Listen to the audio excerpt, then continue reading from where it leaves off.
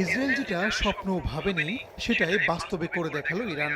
শনিবার মধ্যরাতে চারদিক দিয়ে ইসরায়েলি ভূখণ্ডে একযোগে হামলা চালানো হয়। বৃষ্টির মতো ক্ষেপণাস্ত্র দেখা যায় ইসরায়েলের আকাশে। সিরিয়ায় ইরানি কনসুলেটে হামলার প্রতিশোধের অংশ হিসেবেই এই হামলা চালানো হয়েছে। ড্রোন ও নিজেদের তৈরি অত্যাধুনিক ক্ষেপণাস্ত্র দিয়েই চালানো হয় হামলা। ইসরায়েলের প্রতিরক্ষা বিভাগ জানায়, ইসরায়েল জুড়ে ব্যালিস্টিক ও ক্রুজ ক্ষেপণাস্ত্র নিক্ষেপ করে ইরান। বেশিরভাগ ভূপতিদের দাবি করা হয়েছে। একই সঙ্গে ইরানের পাশাপাশি লেবানন, ইয়েমেন ও ইরাক থেকেও ইসরায়েল অভিমুখে রকেট হামলা চালানো হয়েছে বলে উল্লেখ করা হয়। তবে ক্ষয়ক্ষতির কথা ইসরায়েল না জানালেও সামরিক ঘাঁটি ক্ষতিগ্রস্ত হয়েছে বলে জানা গেছে।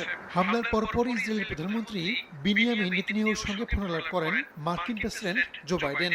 এ ঘটনার তীব্র নিন্দা জানিয়ে ইরানের ক্ষেপণাস্ত্র ভূপাতিত করতে ইসরায়েলি বাহিনীকে মার্কিন সেনাদের সহায়তা করার কথা জানান বাইডেন। একই সঙ্গে এই মুহূর্তে ইরানে পাল্টা হামলা চালাতে নেতানিয়াহুকে নিষেধ করেছেন তিনি।